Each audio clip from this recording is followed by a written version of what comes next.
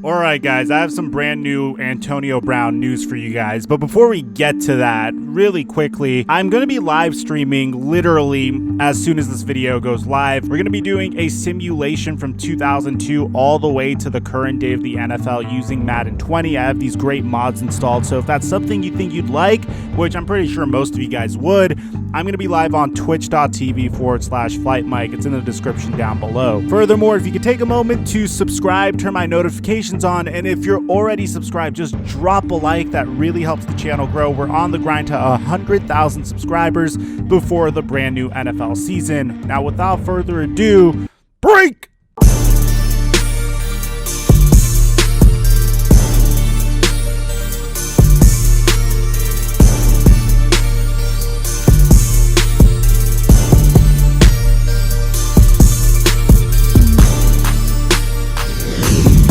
Mic check 1 2 1 2. What's going on, everybody? Your boy Microphone back again with some brand new fresh Antonio Brown news. And bro, we could all agree that Antonio Brown is by far the most entertaining and most enigmatic player in the NFL today. And what's really strange is he is by far one of the top tier free agents still available. And the one thing that was originally holding him back, well, it might not be holding him back anymore. For those of you guys that don't know, Antonio Brown had some legal issues this past season, and that's kind of the reason why the New England Patriots didn't keep him on the roster after signing him. Of course, you know Bill Belichick, he's a no-nonsense type of guy. If he identifies a person or a player as a risk to the culture that he has created in Foxborough, chances are he's going to let that player go. We've seen it happen with Randy Moss, and we saw it happen with Antonio Brown, and we've seen it with a myriad of various players throughout the years. Now, more recently, if you guys didn't know, Antonio Brown had an issue with a felony, burglary, and an assault and battery case. And today, Carson Hancock, Antonio Brown's attorney, released a statement saying that today Antonio Brown resolved his case that stemmed from a January 2020 incident outside of his South Florida residence. This was a negotiated resolution by the Broward State Attorney's Office and was accepted by both Mr. Brown and the presiding judge. Mr. Brown pled no contest to the reduced charges and received a withhold of adjudication, meaning that this was not a criminal conviction. It has been our contention from the start that this was a civil dispute involving a moving company transporting Mr. Brown's personal belongings to his home in Hollywood, Florida. This case resulted from a misunderstanding concerning the payment of costs owed to the moving company. Mr. Brown paid the contract price in full, and due to a dispute over additional costs that included extra labor time, the moving van driver would not release his personal belongings. Rather than engage in a protracted legal case, Mr. Brown decided to resolve this matter in an expeditious manner in consideration of his family and his football career. If not for the impediments to court proceedings created by the COVID-19 restrictions, Mr. Brown's case would have been disposed of much earlier. With this matter now resolved and behind him, Mr. Brown looks forward to continuing his cooperation with the NFL and resuming his phenomenal professional career.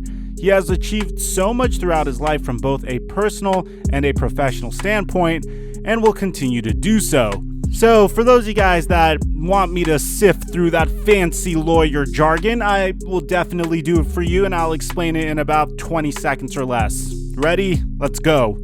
Pretty much the lawyer is saying that Antonio Brown has got everything together. He was able to settle this strange dispute where he refused to pay a moving company, and this would have been handled way quicker, but due to the coronavirus pandemic, for some reason they were not able to settle this sooner. But if everything was normal, it would have been settled significantly faster. Everything that Antonio Brown is currently doing is so he could get himself back onto the football field, and he's very focused on building himself up as a person so he could join a football team and continue his quote-unquote phenomenal professional career.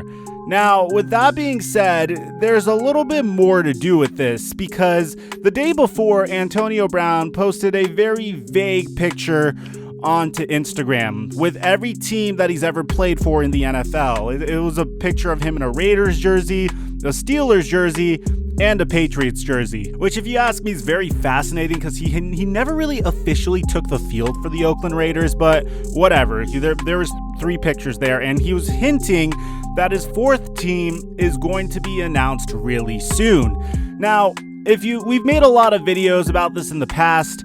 There are various teams that are very interested in signing Antonio Brown. The last time we mentioned any story about Antonio Brown potentially signing with an NFL team, we were discussing the Seattle Seahawks and Russell Wilson. And although I think a duo with DK Metcalf and Antonio Brown, complemented by Tyler Lockett, with Russell Wilson throwing them the ball, makes a lot of sense, there's one team that I just can't help but feel like he is destined to join. And I'm sure we all agree with it. If you want, I'll give you 5 seconds to guess in the comment section which team I'm talking about. And did you guess yet? 2, 1. Okay, it's the Baltimore Ravens. It just makes way too much sense for Antonio Brown to join the Baltimore Ravens. The Ravens are making moves like this already, trading a late round draft pick in the NFL draft for Calais Campbell, pretty much bringing on a very established, savvy veteran that might have some left in the tank just so you can make a push for the Super Bowl. Yeah, those are the types of moves that the Baltimore Ravens are currently making. With that being said, Antonio Brown would be such a move. A player that was essentially casted away from the teams that he attempted to play for whatever reason. I don't want to put the blame on Antonio Brown, nor do I want to put the blame on the teams he was with. Obviously, the way he's been conducting himself was a justified means for teams to not want to sign him because, of course, he was a risk to the culture of the team.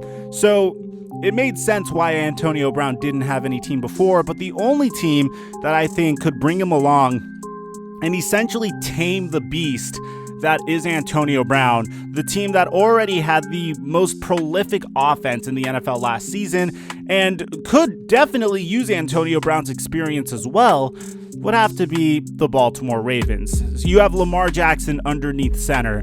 You have a phenomenal duo of running backs in Mark Ingram and recently drafted J.K. Dobbins. And on top of that, the most important piece of the puzzle, and the reason why I think the Ravens are the top team to sign Antonio Brown, is his cousin is already establishing himself on the Baltimore Ravens. Marquise Hollywood Brown and Antonio Brown have a very good relationship with one another. So as a result of this, I expect Antonio Brown to slightly favor the Baltimore Ravens, and I also assume that the Ravens are going to be thinking the same thing here. If Antonio Brown ever starts acting up, he probably is more likely to listen to Hollywood Brown more than any other player in the entire NFL. You know, there's times where Antonio Brown gets into these silly pride wars. We saw what happened with Big Ben Roethlisberger. He was upset about the lack of respect that he was getting in comparison to Ben Roethlisberger. He was upset about not getting targets. And I don't think that could happen in Baltimore. I really don't. I don't see Antonio Brown getting upset at Lamar Jackson and an offensive genius in Greg Roman. And if he does, I do see Mark Ingram coming in and saying, yo, chill. I do see Hollywood Brown coming in and saying, yo, cousin, you gotta relax. And I feel like he's seen what's happened to him this year and what he has to do in order to get on the football field. Before last year, there was a certain cockiness to Antonio Brown. There's this concept of, I am the best wide receiver in the NFL, therefore I can do whatever the hell I want. And he saw the result of it. We all saw it coming, but he finally accepts the reality that if he was to misbehave, if he was to cause trouble, if he was to act in a detriment to the team, then that team is just simply going to move on without him. It doesn't matter if the greatest quarterback of all time in Tom Brady is vouching for you and wants to play with you. We already saw Bill Belichick cut Antonio Brown, and we saw his new head coach, Bruce Arians, tell Tom, I'm sorry, we're not going to sign Antonio Brown. You have Mike Evans, Chris Godwin, Rob Gronkowski, and O.J. Howard. You're going to have to make do with that. So with that being said, I'm not saying 100% sure it's the Ravens, but I think the team that makes the most sense for AB would have to be the Baltimore Ravens. But of course, I am open to any other suggestions and any other interpretations. If you guys have any, please let me know in the comment section down below.